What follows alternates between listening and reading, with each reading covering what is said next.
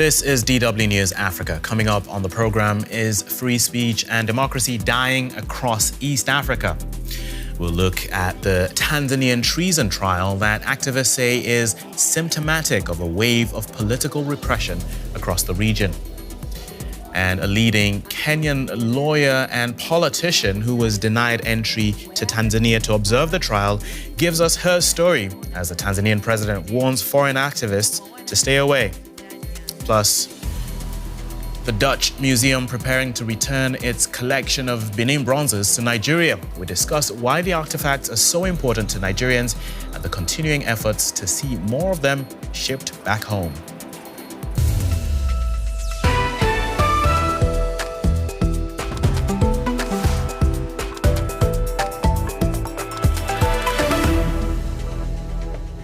Hello, I'm Tomi Oladipo. It's good to have you with us.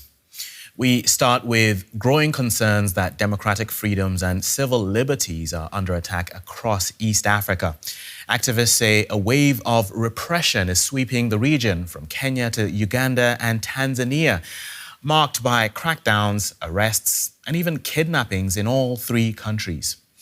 The latest case in the spotlight involves the Tanzanian opposition leader Tundu Lissu, who faces treason charges that could carry the death penalty if he's convicted. This week, he made his first appearance in court in Dar es Salaam. Prosecutors charged Lissu last month, claiming he gave a speech calling for rebellion and disruption of October's elections. His party, Chadema, has been disqualified from running in those elections. Outside court, Lissu's supporters gathered in protests. Right groups say this case highlights the increasing repression of opponents by Tanzania's President Samia Suluhu Hassan. The case has drawn solidarity from across the region, with lawyers and activists traveling to Tanzania to observe the proceedings. But among them, Ugandan lawyer Agatha Atuhere and Kenyan pro-democracy activist Boniface Mwangi were detained in Dar es Salaam ahead of the trial. A separate group of foreign lawyers were also denied entry to the country. At Mwalimu Nyerere International Airport, Dar es Salaam, where the three of us have been detained awaiting deportation. Among them, Kenya's former Justice Minister Martha Karua, a prominent lawyer and opposition politician, seen speaking here at the airport in Dar es Salaam with the group while waiting to be deported. We'll get Martha Karua's side of the story in a moment, but first, here's Tanzania's President Hassan, who's warned foreign activists to stay out of the country's affairs. Let's not give them any space. They've already ruined their own countries. They've already caused chaos. The only country left that hasn't been ruined, where people still have security, peace, and stability, is ours. There have been several attempts, and I strongly urge our security and defense forces, as well as you who manage our foreign policy, not to allow undisciplined individuals from other countries to come and disrupt us here. No. All right, Martha Karua joins us now on the program. Thank you for your time. We've been talking about the denial of entry and deportation that you experienced in Dar es Salaam. Were you given a clear reason by the Tanzanian authorities for this? Absolutely not. Just a supervisor being sent to tell me and my colleagues that we will not be allowed to enter Tanzania and we are going to be deported on the next flight. One of my colleagues asked why, and the officer responded that the order came from above and she's too junior to answer. We left it at that. Now, you were part of a delegation of Kenyan lawyers and activists, but you're also a politician. Do you think the Tanzanian authorities viewed your presence at, or what was to be your presence at Tundu Lissu's trial as politically motivated? We've heard from President Suluhu directly saying that foreign activists are trying to invade and interfere in Tanzania's affairs. So do you think they would have seen this as political meddling? Let's first begin with the fact that treason charges are by nature political. Therefore, a politician going to watch a political trial is not a big deal. In Tanzania, like in Kenya and Uganda, criminal trials are public. One is entitled to a trial before an impartial court, a trial that is public. So as a citizen of the Jumuiya, going to observe a trial, nothing wrong with that. And this was not my first time. The previous time Tundu Lissu was supposed to be in court, he was not brought to court. They wanted him to participate in the proceedings virtually, and he declined. We were in court as observers, along with various foreign missions. His lawyers argued about him, the necessity of him coming to court in person. A ruling was given. We were in court the whole day. In the evening, as we exited, I gave a press conference stressing the need to observe the rule of law and fairness in the trial. Maybe that's what irritated the Tanzanian authorities. I even got a response from the deputy national chair of the ruling party, CCM, castigating my making the remarks. We were a large group. It's only some of us who are bad. I don't know whether the authorities realized there were many more, but there were other observers, including foreign observers, right, diplomats. What is the difference between a citizen of the Jumuiya being an observer and a diplomat being an observer? These are double standards brought by the fact that these are politically motivated charges. You're talking to us right now from Uganda, where you're representing the Ugandan opposition politician, Kizza Besigye. There was another incident back in November when he was arrested and repatriated during when he was attending your book launch in Nairobi. And now you're serving as his lawyer in his treason case there. Can you give us a sort of summary of the latest from that case? I've actually just come from Ruzira prison, where I paid him a visit. And the case is coming tomorrow for mention as to various aspects of the hearing. This case arises from his abduction in Kenya in November last year, the 16th to be precise, and his subsequent rendition together with his friend Obed Lutale.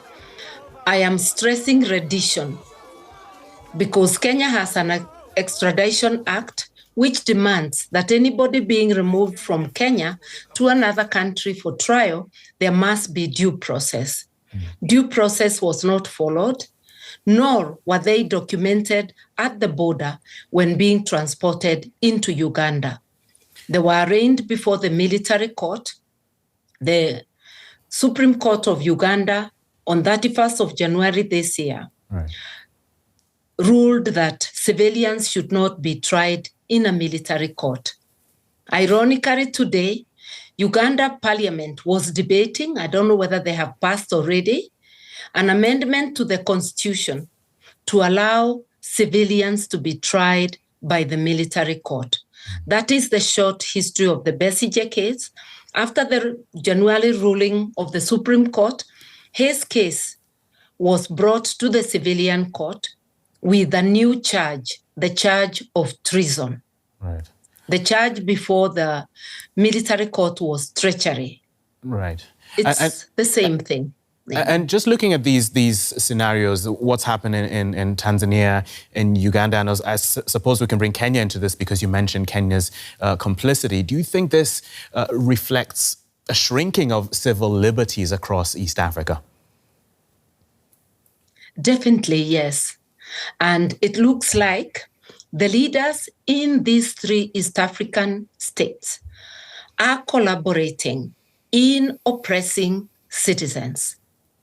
We feel, as the citizens of Jumuiya, we have a duty to stand in solidarity with one another to ensure that we push back on autocratic tendencies and the violation of rights. So I'm here pursuant to the treaty, which is for ease of movement of persons, goods and services, trade, and of encouraging each other in democratic rule, upholding the rule of law and good governance. So I sought a practicing certificate. I was given after the first denial, and now I'm lead counsel for Besigye. And that's the reason I'm here. Okay. Martha Karua, we appreciate your time and for you speaking to us. Thank you very much. Thank you. And since that interview, lawmakers in Uganda have passed a bill allowing military courts to try civilians, and that could affect opposition figure Kizza Besigye. It's now up to President Yoweri Museveni to approve it. The bill states that civilians can be court-martialed if their alleged offences are in support of or in association with persons subject to military law. But the Supreme Court banned such trials in January, and that verdict forced authorities to transfer Besigye's trial to a civilian court. Now he faces treason charges, among other offences. Let's try and make sense of these developments across East Africa with Donald Dare. He's the CEO of the Pan-African Lawyers Union, and he joins us from Arusha in Tanzania. Good to have you with us, Donald. Now, we pick up in Uganda with the passing of this bill permitting military trials for civilians. Opposition leader Kizza Besigye looks to be the main target of this. Why do you think this law is being pushed forward, and what are the implications? First, it's very regrettable and it should be highly condemned that Parliament would do such a thing at this time, which is in blatant violation of a clear decision and order from the Supreme Court of Uganda. But for us, it is clear what is going on. It's that even though the courts in Uganda may not be perfect, it is clear that there are some things by way of sham trials, of people without evidence, that the formal court system will not do, especially because it has appeals. So it looks like the current government is looking for a roundabout way where it can use soldiers that it controls to have prolonged sham trials of people that the government does not like or that the government fears. Kenya's Foreign Secretary Musalia Mudavadi admitted that Kenya actually cooperated with the Ugandan authorities in the rendition of Mr. Besigye. What do you make of that? It is a clear admission of illegality, of blatantly illegal and unlawful acts. And it is very good that when we did sue at the East African Court of Justice, we jointly sued the government of Kenya and the government of Uganda for their collusion in an unlawful abduction and rendition of a citizen without due process. So this is a matter in which we will seek accountability against both governments. We've heard from Martha Karua, the Kenyan lawyer and politician, expressing her concerns about the state of civil liberties in Uganda. Do you share those worries? Yes, we share those worries, and it is blatantly in our face, and people see it in our face every day. The blatant disobedience of the law, the blatant misuse of the police and of the military to bludgeon innocent citizens, some of them because they're supporters of the political opposition, others because they just happen to be innocent bystanders or people mistaken as. It's been brutal. So the state of the rule of law in Uganda is extremely worrying. And it's not just Uganda, it's East Africa that she was also talking about. So do you share the concerns that the region as a whole has an issue with civil liberties? Yes, we are having an East African community of abductions, as some cartoonists put it. Not only do we have problems in each of the countries, the state of the rule of law, the state of democratic governance, blatant corruption, but we also have collusion between our countries to perform illegal acts.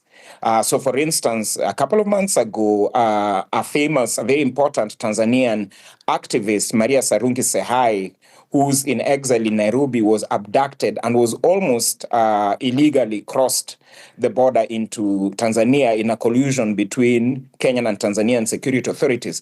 The same has happened between Kenya and Uganda and between Kenya and South Sudan. So we're facing a very bleak time in the region, and activists, lawyers associations are really ramping up their fight to protect our human and people's rights in the region and to show up our rule of law. But how did we get here? Why do you think events have unfolded in this way?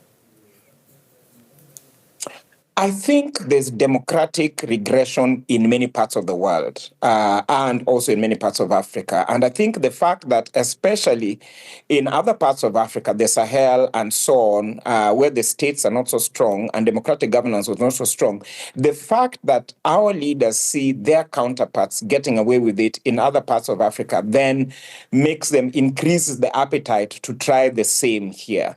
So it's a dire time for the continent and a dire time for the region, and there's contagion on bad manners. And as a consequence, the citizens are also constantly now building their own solidarity and their movements across countries and across regions to defend what they have. Can they win? The civilians, that is. I think we've seen snippets of how civilians can win. I think we've seen when the young people in Kenya, the Generation Z, or they call Gen Z, took to the streets in very coordinated and networked and leaderless social protests last year and almost brought the government to collapse. I think that kind of shows what citizen power, when well harnessed, could do. Of course, we saw that before with our Nigerian colleagues and with the Nigerian young people with the End SARS movement, and we're seeing it in other parts of Africa. We're seeing a much more robust use of courts, constitutional courts and human rights court, both national level, regional level, and continental level. We're seeing a very robust use of social media. So the people are fighting back despite the challenges. And I think the more the leaders do, especially this collusion kind of thing, the more likely we'll see stronger continental social movements that may actually turn into a bigger revolution than we had with the North African Spring a dozen years ago. Donald Dare, CEO of the Pan-African Lawyers Union, thank you for speaking to us. And thank you. A Dutch museum is taking a historic step, sending more than 100 precious artifacts back to Nigeria. The Wereld Museum in Leiden is preparing a collection of Benin Bronzes looted during a violent British raid in 1897. Now, this marks the largest single return of these treasures to date. The start of a homecoming journey. These Benin Bronzes are being returned from the World Museum in the Dutch city of Leiden, almost 130 years after they were stolen from the Kingdom of Benin in modern-day Nigeria. There was an expedition in 1897 and there was a lot of violence, and they robbed the whole palace, actually. The British people did. And then they sold it throughout Europe to diverse museums, and we bought some. But this is looted art. It doesn't belong here, although we paid for it. So we made a restitution policy in the Netherlands. These sculptures were crafted between the 15th and 19th centuries for the royal court in Benin City. Now, more than 100 of them are being prepared for repatriation. It's a really painstaking process. Each object will be individually packed in a specially designed box full of protective material, and then they'll be flown to Lagos in Nigeria. It might be these sculptures' first flight, but in a manner, the bronzes have long been frequent flyers. Pictures of them adorn the pages of all Nigerian passports. It represents national identity, and to deem it necessary to return, those artifacts is something that we really cherish. It's important because it's like restoration of dignity. Nigerian institutions have long campaigned to bring the Benin Bronzes home from Western museums. Germany handed over around 20 of them back in 2022, and some have also been returned from UK galleries. But a major collection of around 900 bronzes in the British Museum in London is going nowhere, with an Act of Parliament from the 1960s restricting returns. Nigerian-Dutch student Toyosi hopes the latest move will add more pressure. Step in the right direction, but eventually we would like to see the 900. I think the collection is over 900 pieces. We would like to see it returned because it's not just art, it is a part of history, especially history that is mostly oral. Back in Leiden, curators know this return won't be the last. Research shows there's more looted art within these bowls, and Indonesia, once under Dutch colonial rule, has also campaigned for decades to have its stolen art returned, with several hundred items sent back so far. For now, these Benin Bronzes are blazing a trail from the Netherlands, and 4 will remain on loan from Nigeria, so part of the story of stolen art can still be told here. I'm now joined from Lagos by Dr. Oluwatoyin Shogbeson, Director of the Asha Heritage Africa Foundation, which is dedicated to preserving and promoting Nigeria's cultural heritage. Thank you for being with us. What is your reaction to this development of the return of these Benin Bronzes from the Dutch Museum? It's one of excitement and one of hope. And it's one of hope simply because I feel, and I'm hoping, that many more will follow after this. But for now, we're happy. It's one that I am so happy that they're making their way back home. Tell us what these items mean to the Benin people. For me, these items mean a lot. It is a record of the culture of the people, the everyday life of the people. It is a record of materiality of the Benin people. It is one that tells you of their spirituality. It is one that tells you of their belief system. It is one also that tells you of the different kinds of animals that you could find in Benin and the different kind of cultural festivals that happens there. And above all, the place, the position of the Oba amongst his people as a custodian of their culture. So these plaques, these heads tell you the different stages and the different use of even beads in their dressing. So it tells a lot of stories. A lot of storytelling, as you say, spiritual, cultural. I'm just thinking abroad, though, they might have been seen more aesthetically and maybe anthropologically as well. But with looking at all these things you've mentioned, should that affect the way in which these items are dealt with on return? Or would you say times have changed?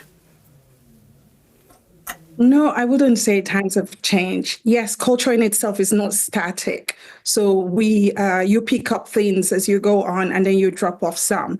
But when it comes to the Benin culture, as well as the bronzes, some things are the same. The reverence that they give to these artifacts are same.